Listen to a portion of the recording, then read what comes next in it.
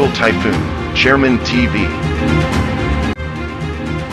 Weather update.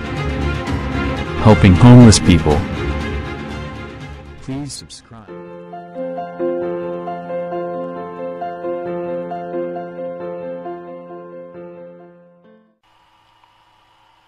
Magandang umaga po. Ito po ang ating latest update ngayong araw, November 6, 2023.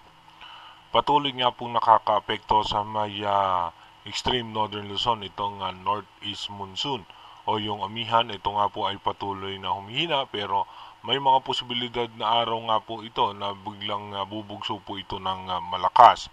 At meron naman tayong cloud cluster na minomonitor dito nga po sa eastern section ng Mindanao.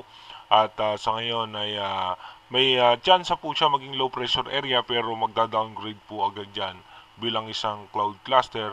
At yung easterlies naman ay nakakaapekto po yan dito sa may parte ng Metro Manila at may parte ng Palawan hanggang dito sa may parte ng Bicol region. Asahan po natin na magiging mainit at malinsangan nga po ang lagay ng ating panahon. At meron po tayong mga posibilidad na localized thunderstorm na posibleng magbigay ng biglaang pagbuhos ng pag-ulan. Ayon naman po sa latest update ng advanced weather forecast ng European Center, yung minomonitor nga po natin posibleng bagyo na nasa labas ng Philippine Area of Responsibility ay stable rin po ito dito nga po sa may eastern section ng Mindanao. Dumako po muna tayo sa ating rain map animation kung saan yung mga posibleng lugar na makakaranas ng pag-ulan. Mamayang alas 10 nga po ng umaga may mga pag-ulan sa may parte ng Palawan at may mga posibilidad din ng pag-ulan dito naman po sa may Polillo Island.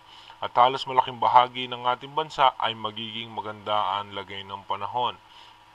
Pagdating naman po ng alas 12 ng tanghali mamaya, magiging maayos pa rin po ang lagay ng panahon. May mga biglaang pag-ulan sa may Zamboanga Peninsula, eastern section ng Visayas at eastern section ng Central Luzon. Pagdating naman po ng alas 3 ng hapon, patuloy nga pong magiging maganda ang lagay ng panahon.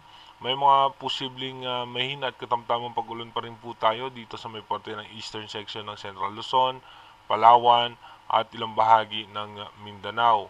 Pagdating naman po ng alas 6 ng gabi, mamaya, asahan natin meron pa rin pong pag-ulan dito sa may parte ng Polillo Island, dito po sa parte ng Bicol region at maging dito nga po sa may Palawan. At halos malaking bahagi ng ating bansa ay magiging maganda ang lagay ng panahon.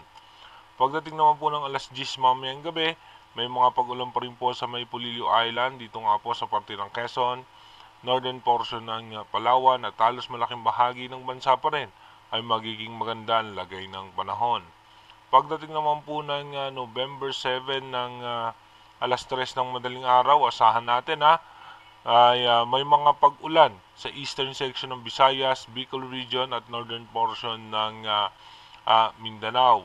Pagdating naman po ng alas 5 ng umaga, may mga pag-ulan pa rin po sa may parte ng eastern section ng bansa, kaya ba yung pag-iingat sa ating mga kababayan. Dumako na nga po tayo sa ating advanced weather forecast. Ayon nga po sa ating advanced weather forecast by November 7, ayan nga po mapapansin natin may mga pag-ulan dahil posible nga po magkaroon tayo muli ng shear line. At ito nga po yung cloud cluster, posible nga po siya maging low pressure area at ito po posibleng mag-downgrade din po kaagad. By November 8, may mga pag-ulan po dito sa western section ng bansa at patuloy nga pong bumubugso yung ating easterlies. Ito nga po may panibagong low pressure area sa labas ng Philippine Area of Responsibility. By November 9, magiging maayos naman po ang lagay ng ating panahon. At pagdating naman po ng November 10, ito nga po yung possible low pressure area na nasa labas ng Philippine Area of Responsibility. Pagdating naman po ng November 11, magiging maganda pa rin po ang lagay ng ating panahon at pagpasok naman po ng November 12, may mga posibilidad na pag-ulan sa may eastern section nga ng bansa. Kung mapapansin naman natin ito nga pong low pressure area na nasa labas ng Philippine Area of Responsibility, yung extension ng kanyang kaulapan ay posibleng magpaulan yan sa parte ng Mindanao. Habang lumalakas yung pagbugso ng northeast monsoon at ito nga po yung shear line sa may parte ng extreme northern Luzon. By November 13, may mga posibilidad na malalakas na pagulan kaya iba yung pag-iingat sa ating mga kababayan. At yung low pressure area nga sa labas ng bansa ay almost stationary po yan at hindi gumagalaw. Pagdating naman ng November 14, may mga malalakas na pagulan na aasahan po yan sa halos malaking bahagi ng bansa sa paglakas ng northeast monsoon at yung shear line. Ito nga po yung pagbabanggaan nila ng easterlies na magdudulot po yan ng pagulan sa ating bansa. Pagdating naman po ng November 15, dito nga po posibleng maging tropical depression or mahinang bagyo. Nasa labas pa lang ng Philippine Area of Responsibility yung sama ng panahon. Pero kung mapapansin nga po natin, almost stationary pa rin po yung kanyang posisyon.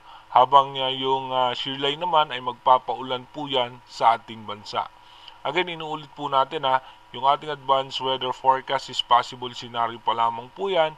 Malaki pa rin po ang posibilidad na magbago po ito. Kaya manatili tayong tumutok sa ating advanced weather forecast para malaman natin ito nga pong posibleng sama ng panahon na makakapekto sa ating bansa. Mag-iingat po tayo palagi. God bless po sa ating lahat.